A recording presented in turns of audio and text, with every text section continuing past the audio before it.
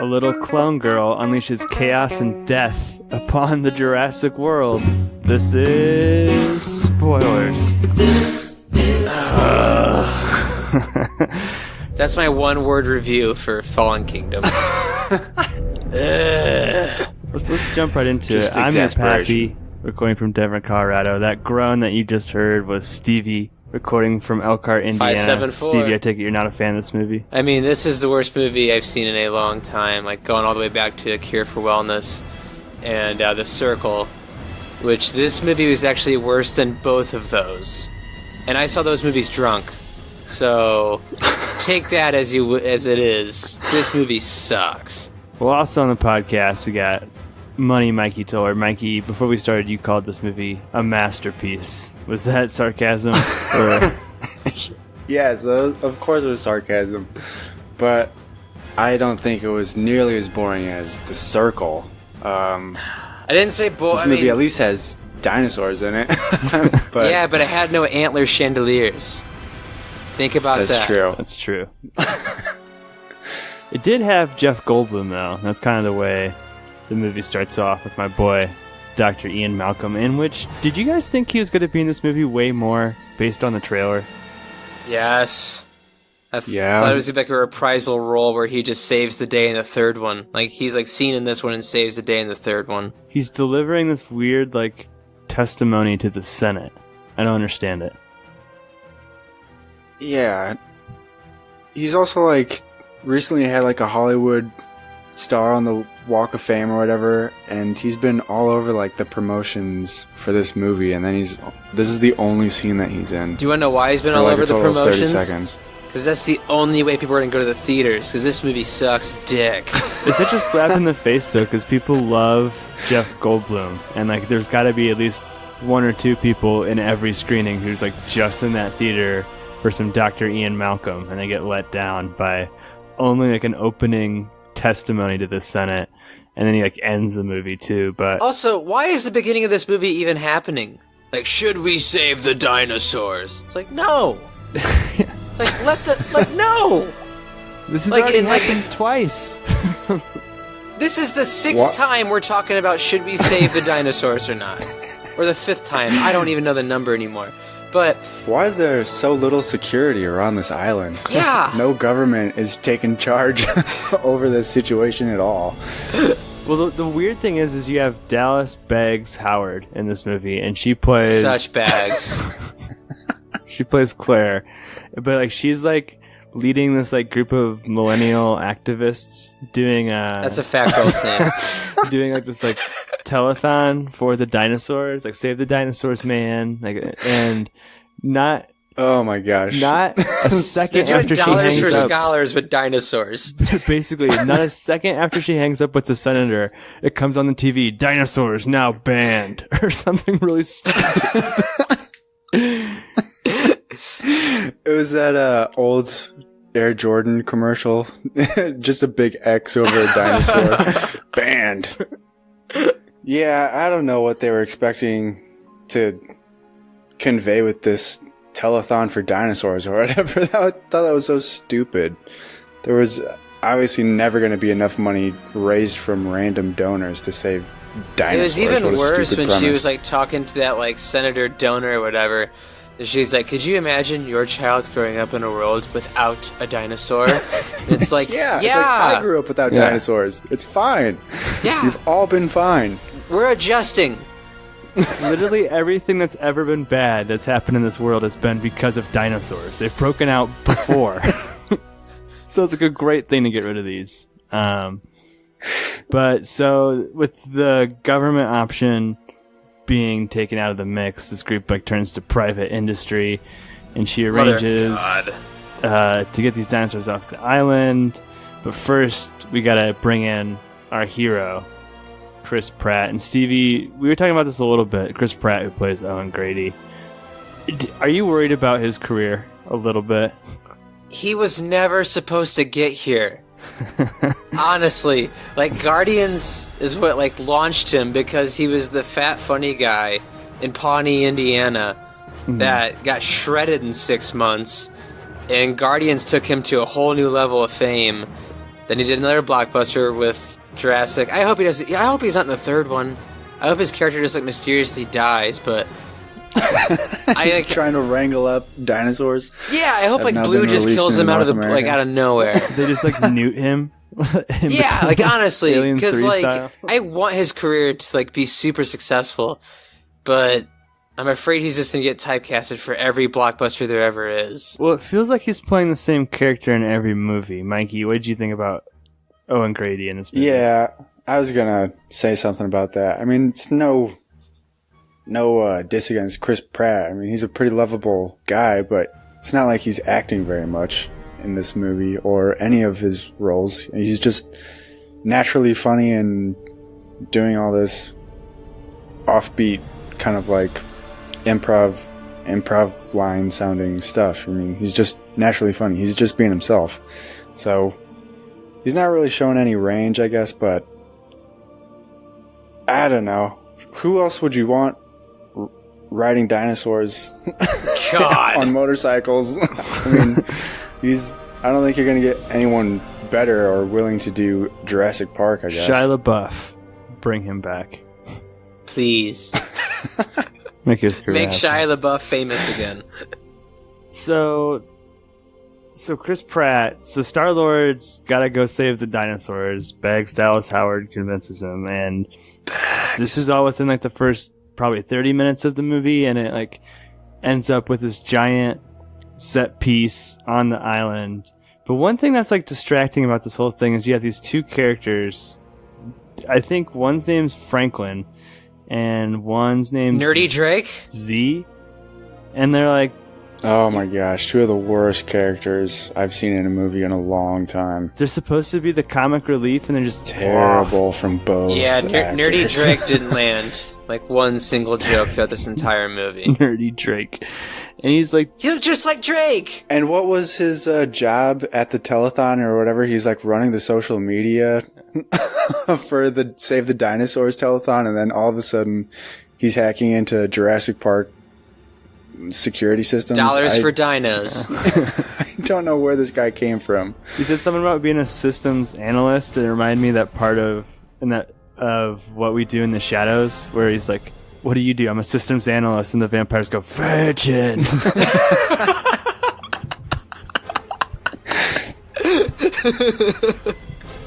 Because my mind was wandering during this movie. Yeah. He had way too much screen time. I can't even tell you the beats of this movie is because it was so all over the place and so forgettable. But what was her name? Z? Is that what you said her name was? I think so. Zia Rodriguez, but they call her Z. Yeah, so she is a dino vet that has never worked on a dino. Am I getting that right? Yeah. Was she some sort of doctor that got her license taken away? Because she was also at this telethon thing, and she was coming off as like really snotty back then. Like, God, and also like they get to the island. Which we skipped over the Lockwood estate, but we'll get there in a minute. We'll get there. But she delivers the worst line of the whole movie. It's almost like they ripped it from Tommy Boy when one of the tall vegans walks across the screen. I think the Bronchiosaurus or whatever. I can't even tell you. And she goes, "Oh my God, I never thought I'd see one close up before." Ugh. It's like, God, really? Really? Whatever weight that may have had 5 movies ago, it's all gone. There's no feeling behind those words. Dinosaurs are like rats at this point. We're trying to get rid of them. We're not enthused anymore. So I don't think I mentioned Ted Levine. Ted Levine's playing bad capitalist man, and he was in Silence of the Lambs. I think he was Buffalo Bill. He was. He's the warden in Shutter Island. Looks like he's also in Wild Wild West, which is good for him. But good for him. He slips Chris Pratt the old Bill Cosby special, and Chris Pratt's limbs go out from under him, and this horrible-looking CGI lava comes at him at a snail's pace, and he's like flopping around on the floor trying to avoid the lava. Did you guys think the lava looked terrible? Did anyone else notice that? Yes. Yeah, it was not very good. But But you forgot to mention that he was woken up by a Triceratops. Oh. Triceratops avoided all of his limbs, didn't step on him, tiptoed around him, and licked his face and woke him up. So dumb. I think that's pretty important to note. And then he dashed This the lava. movie's trying to like ride this line of like animal rights crap, and not the animal rights are crap, but it's just like these are killer dinosaurs genetically engineered by humans. You can't make me feel bad for them. Which that's what I was gonna say with like the lava. This lava's coming, and like they showed this scene a million times in the trailer where they fall off the cliff and the dinosaurs come in, but they're looking back at some point or whatever after they've snuck on the boat. And you see this Brachiosaurus, Brontosaurus, whatever it's called. It's a vegan. And it's like getting eaten by the lava. Like it's dying slowly and painfully. It's like, whoa! Come back! And I just fucking lost it. I was laughing so hard at that part. He is in a big old cloud. They really tried to play the feels there, didn't they? And then the Brontosaurus like pops a wheelie and is like up on two legs, and then I guess like the lava just overtakes him. Yeah. And he just kind of dies. Then whatever, yeah, they're going towards the estate, which is what I want to spend a good deal of time there. But before that, they're on the boat and they're doing all these stupid, like, there's like this side quest where side missions, yeah. Yeah, they have a side quest where they got to get blood out of a T-Rex, which this is kind of like one of my problems with a lot of blockbusters nowadays. And I like Chris Pratt as much as I like Parks and Recreation and Guardians, but he always kind of has this in his movie, and it's like the only flaw that I see in Guardians 2, where it undercuts every moment with like humor. And like they're in this scene, like they're in this like tiny cage with a sedated T-Rex, and like the equivalent to that would be like in the first Jurassic Park where the kids are in the room and the velociraptors are coming in. Like you could have all this great tension, but like there's like undercutting it with jokes and like, oh, I'm okay, like, and all of these like lame one-liners that don't work. Yeah, he even gets slimed. I guess there's just like slime on a T-Rex and it's like smushes up against his face. Apparently. I don't know. It was just... I don't know. First of all, the T-Rex is in like an unguarded semi-truck on a boat. And this boat is filled to the brim with a bunch of giant dinosaurs. Yeah. I mean, why is nobody watching at least this cage? This semi-container of stupid, a giant dinosaur. Guys. Yeah. No guards, no patrols. Just don't understand. No nothing. Also, where is this Lockwood estate? Because all of these dinosaurs on one boat traveling for thousands of miles to California from Cuba? How did that work? Costa Rica? I have no idea. Does that geographically make sense at all? They get there in a night. They get there in less than 12 hours, and this should be like a 3-4 day journey. I know, but wouldn't they have to like dock somewhere, travel more, then boat them again? What are these stowaways, Chris Pratt and Baggs Dallas Howard eating? Like, where are they going to the bathroom? How are they not getting caught? Like, this is the worst screenplay All right, let's talk about the Lockwood estate, Mikey. You brought it up. Stevie, do you want to try to attempt to explain to our lovely spoilers listeners what's going on with this estate? So John Hammond had a partner that was partner and best friend that became foe. Apparently so. And James Cromwell, who I like a lot, deserves better than to be in this movie, is bedridden. He's obviously dying, and he has an assistant named Eli Mills, who is the prototypical weasel in every blockbuster, played by Rafe Spall, who I liked a lot in The Ritual. I thought he was awesome in that movie. But, long story short, they're like, under the guise of, we're gonna bring the dinos here, and they're gonna live a happy life, but Eli has other plans. He plans on auctioning them off to pretty much like what the U.S. sees as bad people countries, so they can use them as weapons. It reminded me of the Get Out auction, but way lamer. And with more iPad summaries of And totals. side note, James Cromwell has an annoying granddaughter just running around the estate. Who's a clone? Yeah, can we talk about that? Yeah, what's the deal? So apparently she's got like dinosaur weird eyes, and she's a clone. She's her mother, right? Wait, what? She has dinosaur I eyes? mean, not really. She has weird looking eyes, like they're different color or something. At some point. I just thought she was her mom. So she was cloned from her mom. She's supposed to be a clone of her mom.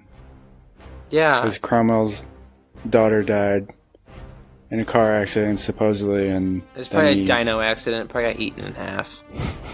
I know. I was kind of waiting to see the backflash on that because I didn't believe that story at all.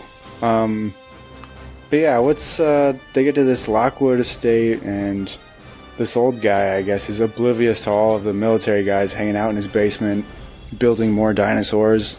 All of the doctors and geneticists making more crazy animals down in his basement. I guess he's just oblivious to where As bad all as his this money's movie going. was this the worst part of the whole fucking movie? Oh, it's got to be. At one point, the old guy goes, "Why did it have to be here?" And Eli Mills goes, "It always had to be here," or something like that. It's like, what? Did it? Did it? Did it have to be in the basement of this house? And the thing of it is, I can't even like remember what happens like in this next part. Like it's just kind of they run around the house and there's They made one super raptor or whatever that's basically a Sidewinder missile with legs that they can just like point a laser at and then send a signal or something, and then this raptor will just go attack it. I don't know. Endoraptor. It's like basically having a raptor as a gun, pretty much. more like Outdo Raptor. Yeah, I think Chris Pratt knew this was a bad movie too, because he was totally just going through the motions the entire time. I feel like everyone's going through the motions. There's no good part of this movie. There's no like one shot or scene or cool thing that happens. There's just worse and worse parts, which I also want to talk about how Ted Levine ends up dying. So like he finds the Endoraptor in a cage. Is he pretty much playing the bad guy from the Rescuers Down Under? Basically, what's that guy? I forget that guy's name, but I forget his name too, but he's playing that guy. yeah. So yeah, he's like, crikey, and he walks up to the big Endoraptor, and of course he opens the cage, and this is... Did you guys see this too? The Endoraptor is like doing like a Bugs Bunny level like He's playing cat and mouse. goof on him. Yeah. It's so fucking dumb. He even smiles at one Yeah. point. He's like the ghosts in Super Mario Brothers, where every time Ted Levine looks over at him, he like pretends to be asleep, and then as soon as he turns away, he like starts to get all happy and like lunge at him. But then he just like straight up eats him out of nowhere. It's just like, oh my god. But yeah, Because this is how dumb he is. We've just created the most dangerous dinosaur ever made. Also, he's going to try and collect its teeth, because that's what he does. That's what bad guys do. They collect guess. dino teeth. yeah, doesn't make a lot of sense. But yeah, so like I said, they're just back at the house. They kind of run around for a while, and eventually they're in this position where all of the dinosaurs are like in the basement, and it's Chris Pratt, Bryce Dallas Howard, this new clone girl, and the dinos are about to get like gassed to death, and it's, I don't know, it's kind of sad. I don't know, and like Bryce Dallas Howard has to make this choice of whether to save him or not. You gonna say something?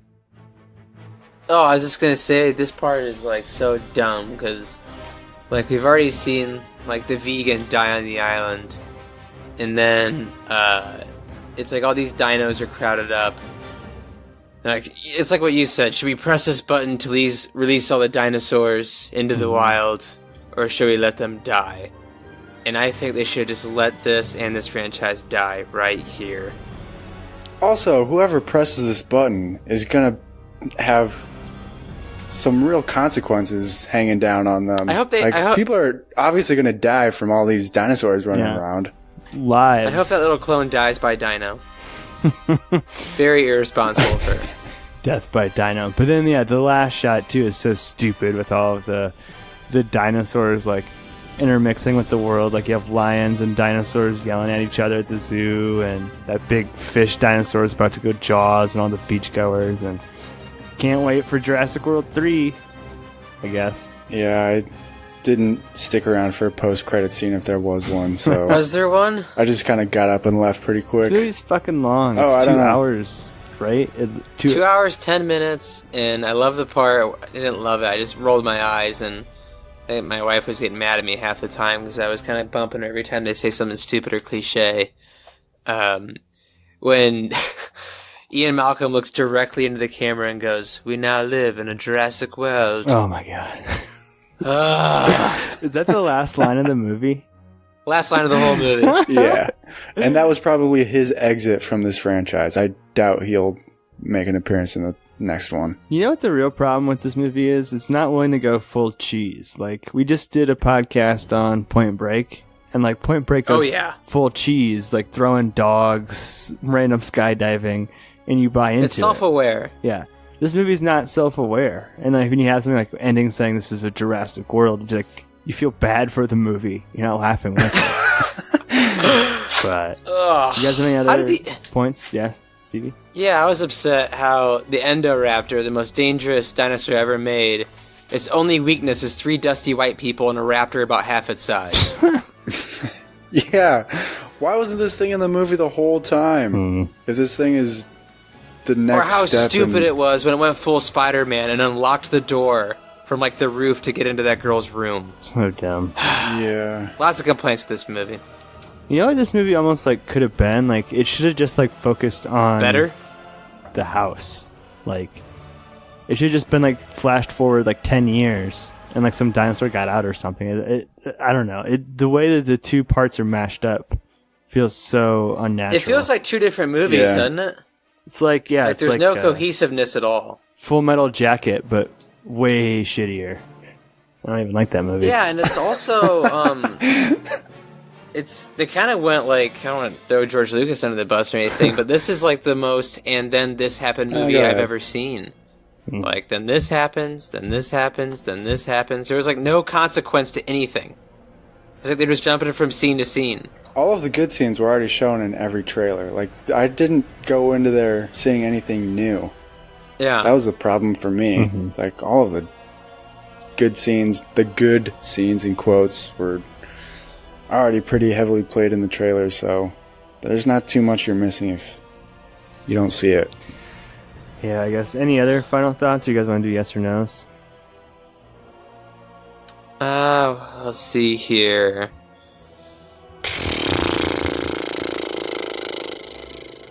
Oh, Pappy. Yeah.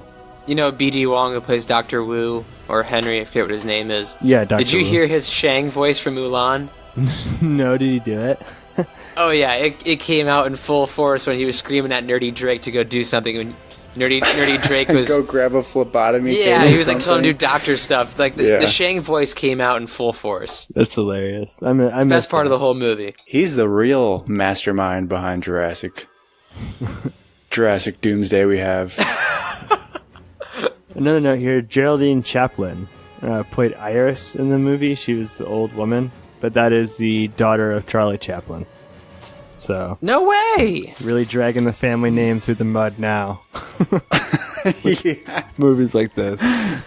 All right, let's go ahead and wrap this up. I'll go first. This is a definite no for me. Maybe a no dog. I do like it a little bit more than a movie like Ready Player One, because I was able to laugh at this movie more than a movie like Ready Player One, and it's not like a travesty like the Cloverfield Paradox, but make no mistake, it's one of the worst movies of the year, one of the worst movies I've seen in a long time, and it's just like a sad reflection of like where blockbuster movies have gone in some respects, because it's so broad and so stupid and makes no sense, and made $150 million in its opening weekend, so we're definitely gonna get a third one, and nothing's ever gonna change. So fuck this movie. That's so bleak. Fuck Colin Trevorrow, who wrote the script. Don't fuck J.A. Bayona, because I like him, and I like the Monster Calls. I hope he can come back, but fuck this movie. Stevie? This is a definite hell no, dog. Like you said, it's one of the probably the worst movie I've seen all year. I actually like the Cloverfield Paradox more. Yikes. Oh, my wife didn't like that answer. She gave me the double fingers right now. Whoa. She loves the Dino franchise. But, yeah, this movie is rough. They spent 0 time on the script. Everything was very everyone going through the motions. Nothing surprising in this movie at all. Not even the human dinosaur clone, whatever they tried to go for there. Yeah, I'll never watch this movie again.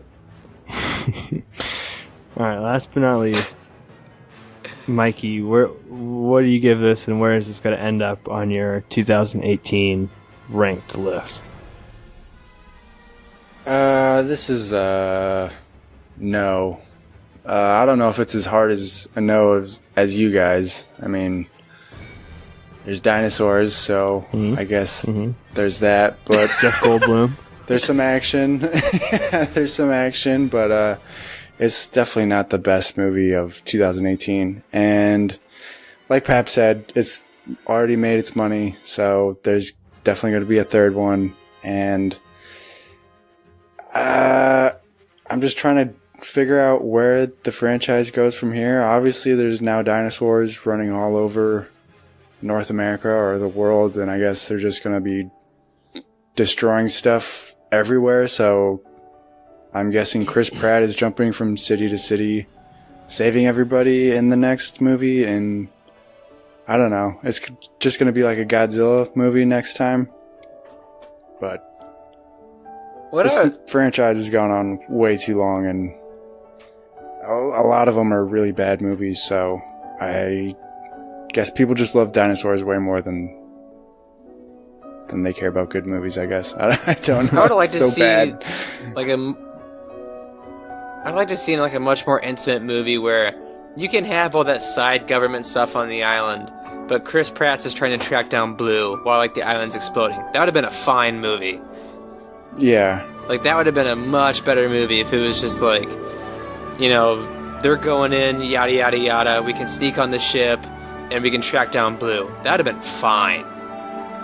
But the whole mansion stuff and granddaughter clone child thingy, no. Why even bring that up? Why? Who is this girl supposed to be? Who is she supposed to be a clone of? Because I think she's going to grow up to be Julianne Moore. Ooh. Actually, I have no idea. I care less. You guys want to hear my pitch for Jurassic World 3? Yes and no? Yes. So we flash forward 15 years in the future, and this film's going to be a big departure because it's going to be a hard-hitting allegory for race in America, like District 9 or Bright or one of those good movies. And the dinosaurs have integrated into society, so they have jobs, they drive cabs, they mop up, they're a cleaning crew, but they're second-class citizens, and the movie's about them being accepted as equals in Trump's America. So I think that could work. Oh, God. Trump is still president 16 years from now? Yeah, we're in a dictatorship. That's the real apocalypse. All right. But, yeah, I guess that's Jurassic World. Thanks for listening to our podcast on it. If you like what you heard, we do old movie reviews. We have Point Break coming up. We just did Point Break. So that might be confusing for you, but listen to find out what that means. Take it away, Spoiler Man. Our email is podcastspoilers@gmail.com. Twitter is @spoilers_pod. Our Instagram is Podcast Spoilers. It's lit. Josh Hensley from the Rutabaga wrote our theme. Our number is 903-776-4507. And if you enjoyed what you heard today, subscribe on SoundCloud or iTunes. Please don't forget to leave us a review by searching for Movie Spoilers, clicking on the cereal bowl, select the Reviews tab, and leave us some stars and some words. That was Spoilers.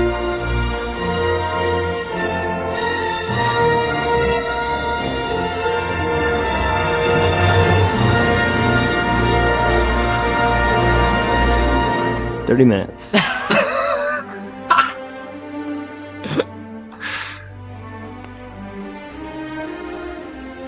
good episode.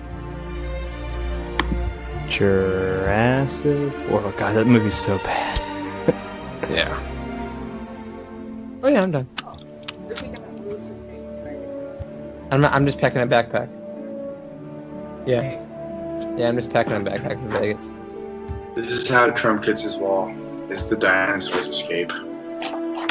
Did you guys see that ticker on the bottom that said, quoted from the president, "President still doesn't know if dinosaurs are real"? Did it really? Yeah, it was hilarious. That's kind of funny. I like that. Although I guarantee you everyone who likes this movie is staunch. Oh, I know Brett loves this movie. I already know. I will call him staunch. Pussy out for episode 200. He's going to. Better not. He's going to have a Jack Robin Williams heart attack to get out of it.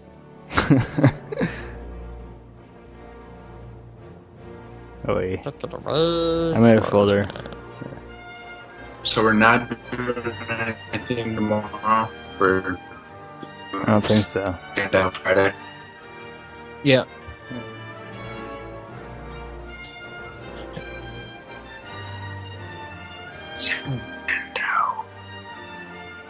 Where does he get his strength? What makes the perfect man? Is he a trust fund baby? Dude, I think the watch business has been good to the Cooper family. He's got to be a trust fund baby. That one watch is like a Cooper brand watch, which I don't understand unless he's just like getting that printed on from China. all that watch money. Yeah, I don't understand that. You guys ever seen the show Glow? Gorgeous Ladies of Wrestling? His fortune Yeah. will be mine. He No, reminds me of a character in Glow, because there's this trust fund baby who starts Glow. He's a trust fund baby. He knows nothing about anything, and he's hilarious. Oh, Glow? I love Glow. Great show. There's a chance that Alexander's a trust fund baby, and all of this is to funnel that sweet, sweet watch revenues into quote-unquote failing movies that have way bigger budgets than they really do. So he just recoups? That's why they call him Alex Cooper. Oh! Cooper recouping, alright. It's so stupid. Alright, guys, I gotta go. I got an early flight. I got still stuff to do. So, Solid. talk See you later, fellas. Check you later.